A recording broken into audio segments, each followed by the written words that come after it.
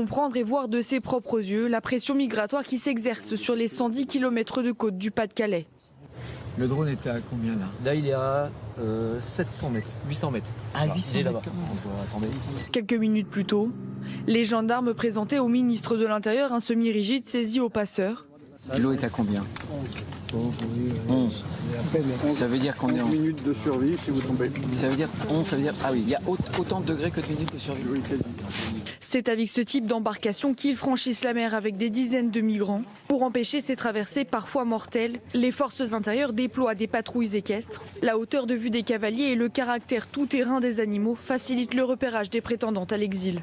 Ce soir-là, Bruno Retailleau n'a pas été témoin de traversées illégales. Il a poursuivi sa visite au contact des forces intérieures et des élus locaux. Vendredi matin, il a été reçu par la mairie de Calais.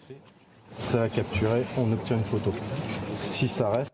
Et donc Bruno Retailleau, très ferme vis-à-vis de nos voisins britanniques sur ce dossier des migrants. On va l'écouter et ensuite j'interrogerai Maximilien Nadji.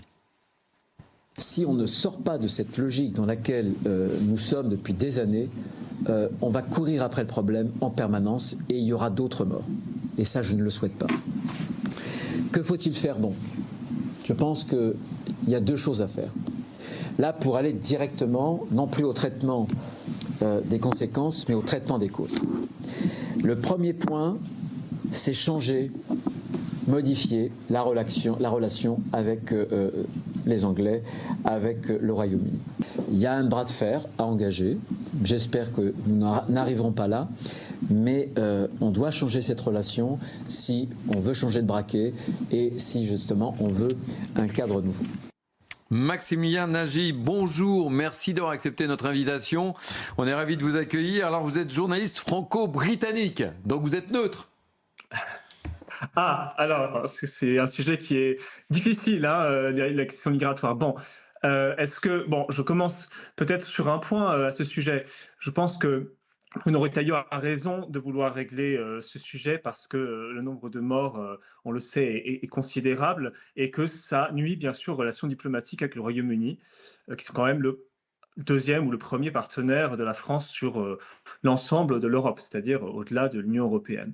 Alors, une difficulté malgré tout est que le langage trop offensif à l'égard des Britanniques, quels que soient les gouvernements travaillistes ou conservateurs sur le sujet de l'immigration en particulier, est souvent relativement mal reçu. J'étais au Royaume-Uni là pendant une semaine, voyage entre Londres et Paris, et bon, il faut se rappeler la culture politique des Britanniques, hein, qui n'est pas une culture du bras de fer. Et lorsque les Français parlent de bras de fer, d'emblée, il y a indubitablement une forme de croissance des tensions.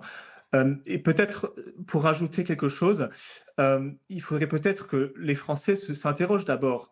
Comment est-ce que nous arrivons, nous, ici, sur le territoire, aux frontières françaises, qui sont nombreuses et avec beaucoup de pays différents, comment est-ce que nous arrivons, nous, à gérer nos propres flux, puisque ce sont ceux-là qui passent par la France pour aller ensuite vers le Royaume-Uni.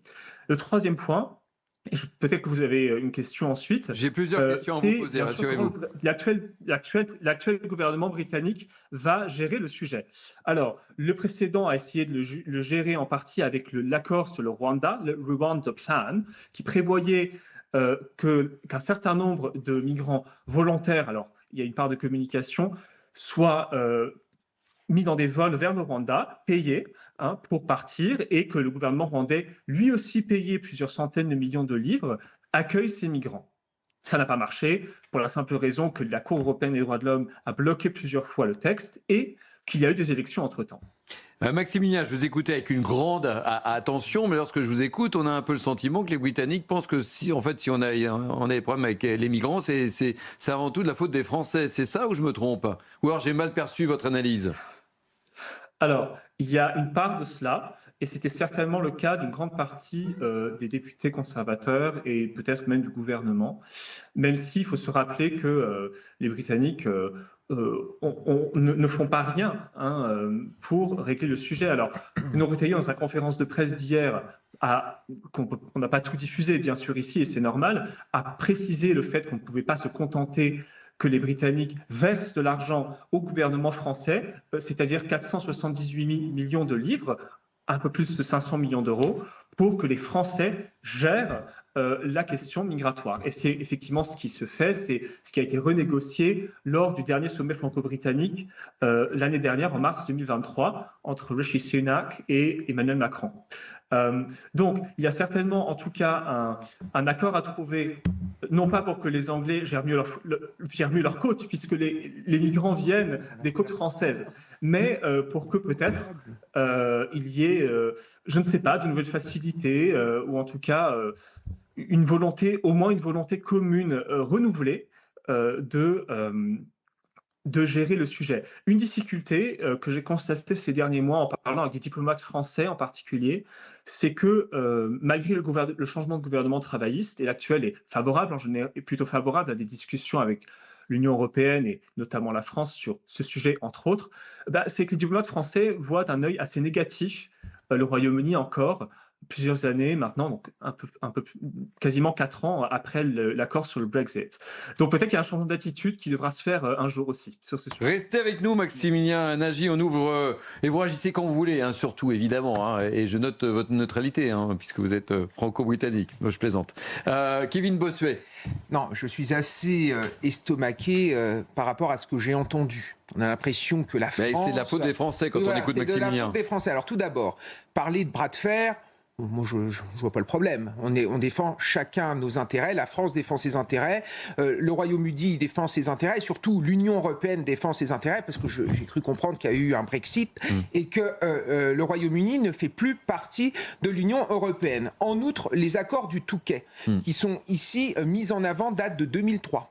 Entre-temps, il y a eu le Brexit, où finalement, le Royaume-Uni a quitté l'Union européenne. Et ça, les accords du Touquet ont été signés à un moment où on défendait nos intérêts dans le cadre de l'Union européenne. Ce n'est aujourd'hui plus le cas. Et ensuite, qu'est-ce que c'est que les accords du Touquet ? En fait, ce sont les Français qui gèrent directement la frontière britannique. Donc c'est bien beau, en effet, de mettre ça sur le dos des Français, mais il faut dire aussi que les Anglais ne gèrent pas grand-chose, et surtout, les Anglais attirent les migrants, notamment par le travail. Vous avez quand même des entreprises anglaises qui emploient des clandestins à bas coût, dans des conditions totalement inhumaines, et c'est pour ça que vous avez beaucoup de clandestins qui transitent par la France pour ensuite aller en Angleterre. Moi, je crois que si la France ne retenait pas les migrants, en effet, l'Angleterre aurait davantage de problèmes. Donc c'est bien beau de défendre le point de vue britannique, mais moi je défends le point de vue français, et je considère que les accords du Touquet doivent être supprimés parce que c'est au désavantage de la France et que les Anglais gèrent eux-mêmes l'immigration. Vanessa Edberg, vous êtes avocate et vous connaissez bien en plus ces problèmes de migrants. Hein. Oui, effectivement. Alors sur les accords du Touquet, attention, ils sont complètement indépendants de l'Union européenne, du droit communautaire, et ce traité est toujours applicable. Et effectivement, ce traité a pour vocation de justement gérer la coopération du contrôle frontalier entre la France et l'Angleterre. Il se trouve que l'Angleterre, dans ces accords, il est prévu qu'ils sont aussi sur le territoire français pour procéder à ces contrôles. Donc il y a vraiment un système de réciprocité. Ça, c'est la première chose. Deuxième chose, malheureusement, on a pu constater que l'intensification de ces contrôles aux frontières entraînait les migrants à emprunter des chemins de mer bien plus dangereux, et qu'il y a eu une augmentation des morts. Donc oui, c'est certain qu'il va falloir évidemment renforcer ces contrôles et augmenter l'enveloppe qui a vocation donc à pouvoir mettre les moyens à disposition pour ce faire, mais il faut aussi aller réparer le problème à la source et faire en sorte qu'il y ait quand même moins de morts en mer.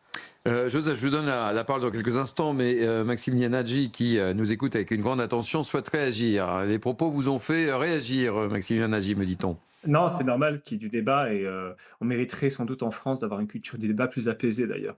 C'est un sujet à part, mais je pense que c'est certain que les Britanniques ont une part à jouer dans la gestion des flux, mais effectivement l'accord est franco-britannique, il n'est pas britannique et UE, ce n'est pas un accord UE et Grande-Bretagne. Oui, c'est bien ça. Ça, c'est un point qu'il faut rappeler parce que les conséquences légales sont considérables. La deuxième chose, c'est que les Français reçoivent, je le rappelle, plus de 500 millions d'euros pour gérer ces côtes. Et c'est vrai que les résultats ne sont pas très bons jusqu'à maintenant, pas parce que la France est la seule responsable. Il y a la question de la lutte contre les gangs et les gangs criminels qui organisent ces traversées. C'est l'engagement de Keir Starmer d'ailleurs de gérer le sujet.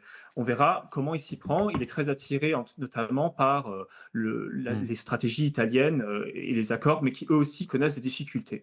Maximilien, c'est 50 millions d'euros, pas 500 millions. C'est 50 millions d'euros. Je veux bien que vous nous donniez 500 millions d'euros, mais c'est 500 millions d'euros. Non, c'est 500 millions. Ouais. C'est 500 millions. Sur 10 ans. Sur plusieurs années, bien sûr. Sur 10 ans. Ah, ok. Ah, d'accord. Absolument. Ok. Oui. Joseph Tounel. Je remercie Maximilien d'avoir évoqué une chose qu'il n'avait pas évoquée dans la première partie de son intervention, ce sont les gangs. Et notamment, je pense aux gangs pakistanais qui font venir massivement, qui trafiquent. Et j'ai souvenir que les autorités britanniques, quand ces mêmes gangs pakistanais prostituaient, violaient des centaines et des centaines d'enfants, les autorités britanniques ont caché les choses pendant des années. Eh bien oui, il faudrait que les autorités britanniques combattent réellement ces gangs. Ça serait bon pour lutter contre l'immigration illégale, ça serait bon pour lutter contre l'exploitation des êtres humains tout court, y compris sur le territoire britannique. Ensuite, ce qui serait normal aussi, c'est la France déploie beaucoup de moyens qui coûtent beaucoup plus cher que ce que les Britanniques donnent pour se débarrasser en fait de leurs responsabilités sur leurs propres frontières. Vous nous avez parlé des côtes françaises et des côtes britanniques. Il est normal que les Français veillent sur leurs côtes et il est normal que les Britanniques veillent sur leurs côtes. Mais par exemple, quand je vois les moyens développés par des bénévoles chez nous, de la Société nationale de sauvetage en mer, ce sont des moyens humains, ce sont des moyens financiers, non pas financés par le gouvernement français, mais financés par les donateurs bénévoles. Eh bien, j'aimerais que les Britanniques, de leur côté, fassent les mêmes efforts pour aller chercher les gens qui risquent leur vie au milieu de la Manche. Et je rappellerai, vous avez parlé beaucoup des Français, mais il n'y a pas que les Français. Vous faites les mêmes reproches aux Belges.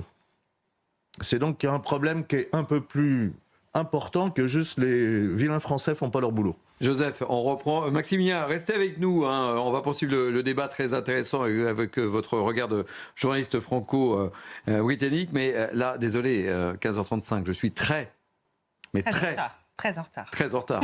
Vous me pardonnez? Mais oui, bien sûr, Thierry. On fait un tour de l'info avec Félicité Kindoki.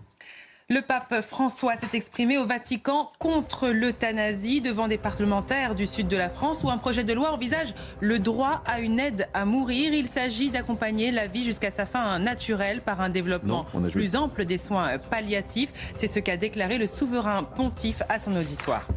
En Syrie, 16 civils ont été tués dans la ville d'Alep dans une frappe aérienne probablement menée par la Russie, alliée du régime syrien. Une frappe qui intervient tandis que les djihadistes et les factions rebelles ont pris le contrôle de la majeure partie de la deuxième ville du pays.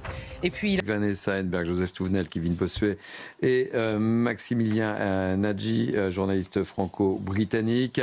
Maximilien, on va écouter ce qu'a dit notamment Bruno Retailleau hier lors de sa rencontre avec les élus des maires du littoral nord, où il parle que, en gros, l'immigration en dehors de tout contrôle n'est pas une chance pour la France, notamment. Vous réagirez aussi. Lorsque j'ai déclenché une polémique en indiquant que pour moi, l'immigration qui est en dehors de tout contrôle n'était pas une chance, je l'assume totalement. Ni pour la France, c'est une chance, ni pour les migrants. Parce que si l'immigration incontrôlée était une chance pour la France, les habitants de Calais, les habitants des communes environnantes n'auraient pas à subir ce qu'ils subissent quotidiennement. Vous avez compris le message, Maximilien Nadji? Les Britanniques, en tout cas, puisque je vais parler de leur point de vue, reçoivent aujourd'hui en grande partie le message de Bruno Retailleau qui est de manière générale moins polémique qu'il peut l'être sur le continent, en France. Le débat migratoire, depuis une dizaine d'années, est beaucoup plus pragmatique, passionné certainement, mais pragmatique, et le débat au Royaume-Uni se situe beaucoup sur les dissidences entre ceux qui considèrent que l'immigration légale est bonne pour l'économie, et il y en a encore beaucoup qui le pensent, hein, parce qu'elle permet d'occuper beaucoup d'emplois que beaucoup de Britanniques ne veulent pas occuper, tout simplement. Mais un certain consensus, notamment, mais même au sein du Parti travailliste, hein, ce qui fait un grand contraste avec la gauche française aujourd'hui, considère que l'immigration illégale, en revanche, est inacceptable. Bien sûr, parce qu'elle est la source de nombreux décès atroces en mer. Et je tiendrai quand même à préciser que les Britanniques sauvent ces migrants, hein. Il y a eu, jusqu'à ce mois-ci, on compte à ce mois-ci, la fin du mois, 28-29 novembre, on compte 32 900, 32 500, 32 900, ça dépend des instituts, de traversées vers les côtes britanniques. Ces migrants, une fois dans les eaux territoriales britanniques, sont bien récupérés. Hein. C'est un point qui, je pense, qui est important, hein, à préciser. Donc, rencontre importante. Voilà la distinction, en tout cas, que je voulais faire sur les types de migration et où se situe le débat au Royaume-Uni. Rencontre importante le 9 décembre avec son homologue britannique, hein, entre Bruno Retailleau et son homologue britannique qui s'appelle Yvette Cooper. Que faut-il attendre? Yvette Cooper. Alors, on verra. C'est très difficile de savoir. On va au moins avoir une prise de contact, et comme en diplomatie, hein, la prise de contact est toujours nécessaire. Elle n'aboutit pas nécessairement à des résultats, mais enfin, ça permet de savoir quel sera le ton dans les prochains mois sur le sujet. Yvette Cooper, comme son Premier ministre Keir Starmer, a l'ambition, hein, de régler le sujet de l'immigration illégale. Comment est-ce que ça va se faire? Est-ce qu'il y aura plus de fonds versés à la France? Est-ce que les Britanniques vont s'engager à mieux lutter contre les trafics dans les eaux territoriales françaises quand même et britanniques, hein, il faut le rappeler? C'est encore incertain. C'est sans doute ce point-là qu'il faudra suivre de près.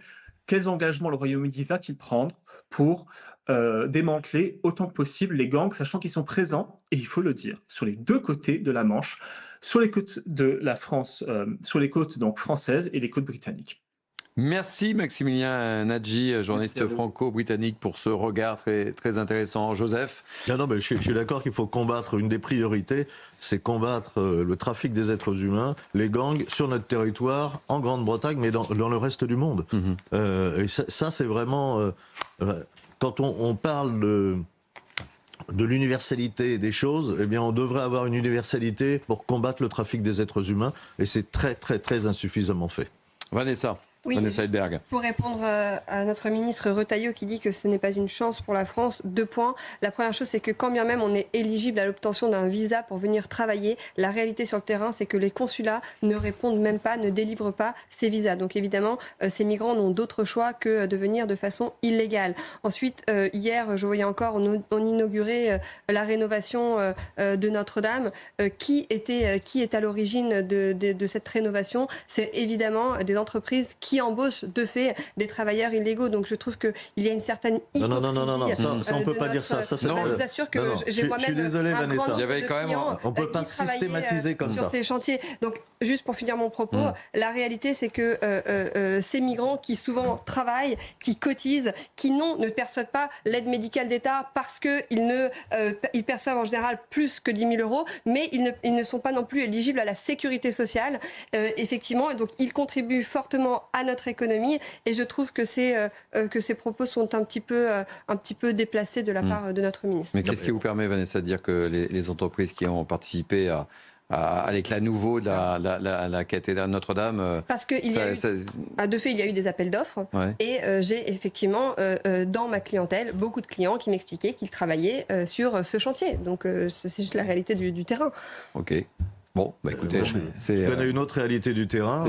C'est votre regard, c'est votre information, c'est vous qui la donnez. Justement, l'entreprise de François Asselin, pareil pour les Jeux Olympiques, qui a travaillé de façon admirable sur le chantier de Notre-Dame. Que dit François Asselin?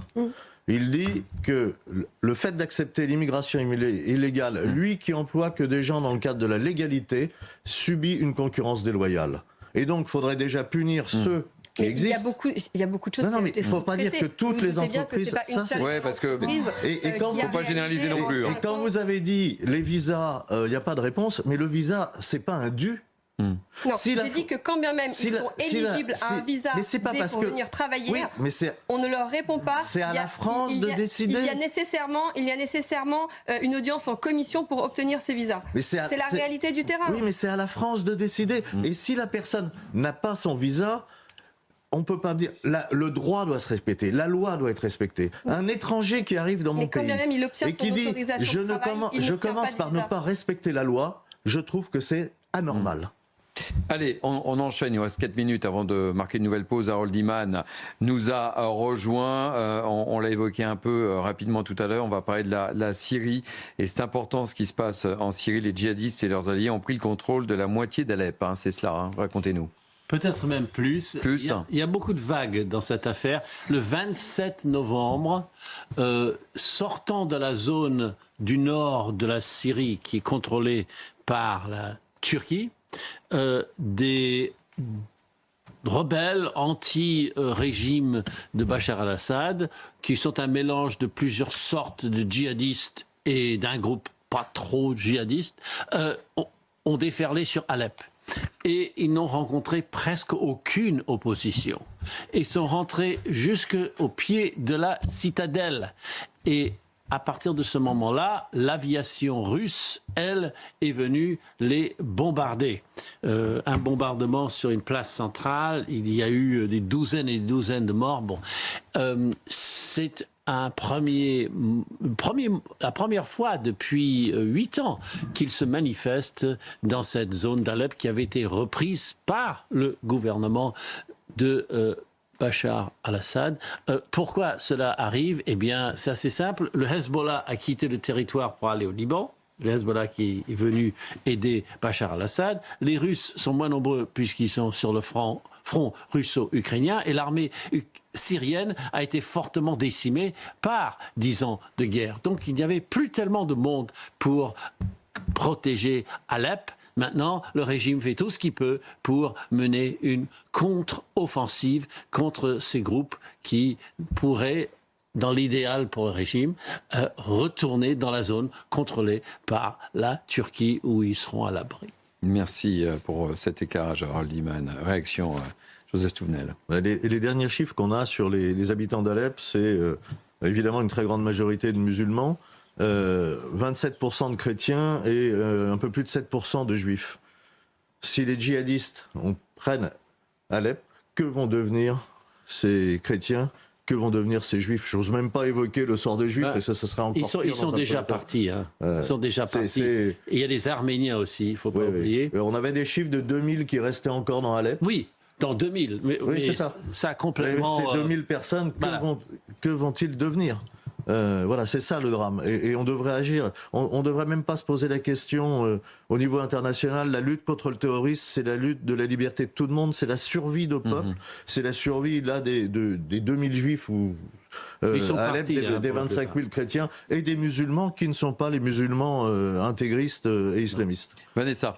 Non, ce qui est vraiment désespérant, c'est que finalement, ça fait des années qu'on est en train de savoir si entre Al-Assad et ses forces armées, eh bien, quel est finalement le plus opportun. J'espère juste qu'encore une fois, avec l'arrivée de Trump, eh bien, il va pouvoir y avoir une réaction en Syrie également, parce que effectivement, la prise de contrôle de ces djihadistes d'Alep ne vient pas mettre à mal le pouvoir en place.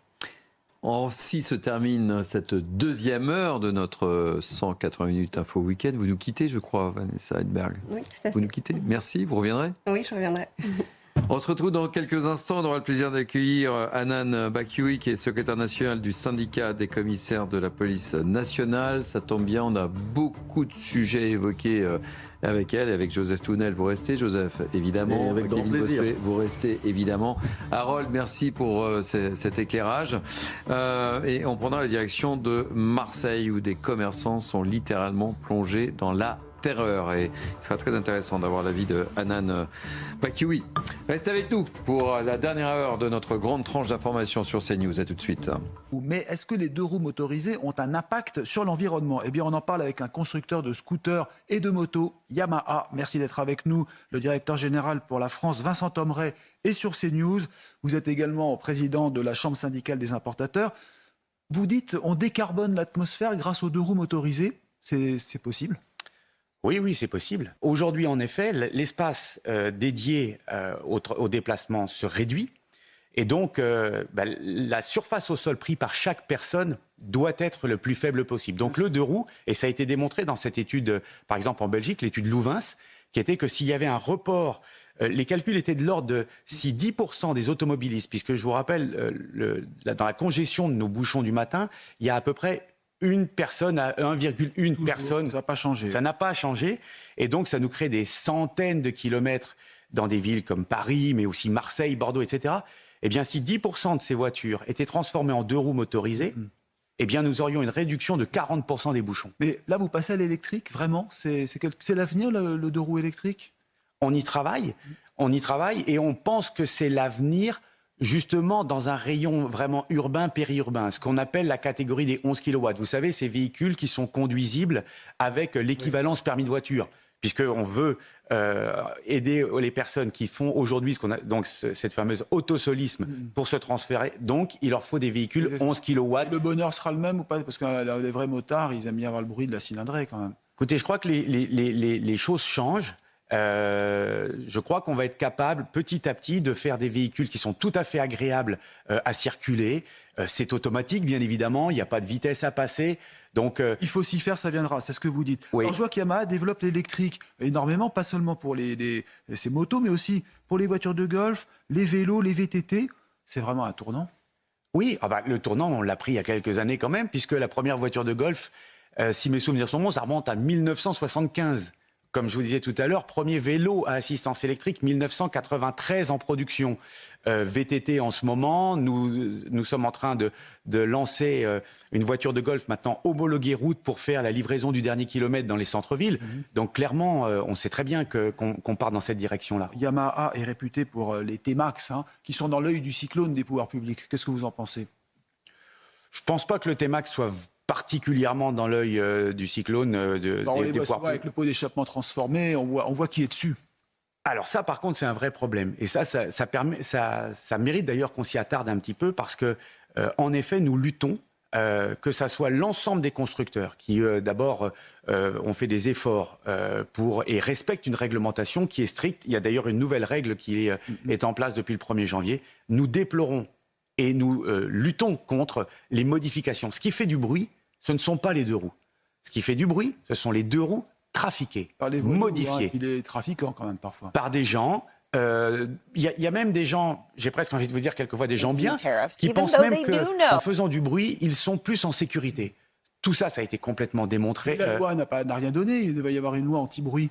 La loi n'a rien... D'abord, est-ce qu'il faut une loi anti-bruit? Il faudrait surtout, et là nous sommes obligés de le dire, il faut surtout de la répression, parce que on est parti pour faire des lois qui vont punir les bons, alors qu'on a besoin absolument de ce deux roues. Généralement. Voilà, on ne sait pas s'attaquer aux vrais problèmes, on ne sait pas s'attaquer aux personnes qui ont modifié et qui eux, pourrissent la vie des gens et même de certains autres motards. Moi, je suis le premier à faire signe à quelqu'un quand il fait trop de bruit. Et à partir de là, on va taper sur tout le monde. Ouais. Alors que ce qu'il faut, c'est faire de la répression. La ville de Paris voulait interdire les deux roues la nuit, je crois me souvenir, entre 22h et 7h du matin. C'est pas passé, mais c'est quand même un signe. C'est un signe alarmant. Une fois de plus, quand vous voyez une ville comme Paris, ville touristique, je connais bon nombre de restaurateurs dans cette ville. Les serveurs, les cuisiniers, pour beaucoup logent en province. Ils finissent un service à 2h du matin. Comment ils font pour rentrer chez eux ? Si leur deux roues est... Le Conseil de Paris a rejeté. Le Conseil de Paris a rejeté. Ouais. Mais de toute façon, et nous travaillons, et nous sommes à la disposition des pouvoirs publics, nous travaillons pour pouvoir contrôler. Il faut le développement des radars Méduse, il faut donc ces fameux radars qui sont déclenchés par le sonomètre. Nous sommes pour de la verbalisation, nous sommes pour le contrôle des marchés, car il y a malheureusement par Internet des ventes, si vous voulez, d'échappements de piètre qualité qui ne respectent aucune règle. Et ça, il faut arrêter. Et tout ça, il faut arrêter parce que le deux roues, c'est un produit qui apporte de la liberté. Et la liberté, elle est là pour, comme on dit, hein, la liberté des uns s'arrête là où commence celle des autres. Faire du bruit, c'est inacceptable et nous ne sommes pas là pour embêter les citoyens, pour dormir ou pour être sur une terrasse. Le produit apporte tellement d'autres choses. C'est vrai. Vous avez raison, la liberté, c'est important, comme la liberté d'expression sur CNews. Merci beaucoup d'être venu, Vincent Thomeray, directeur général de Yamaha France. Restez avec nous.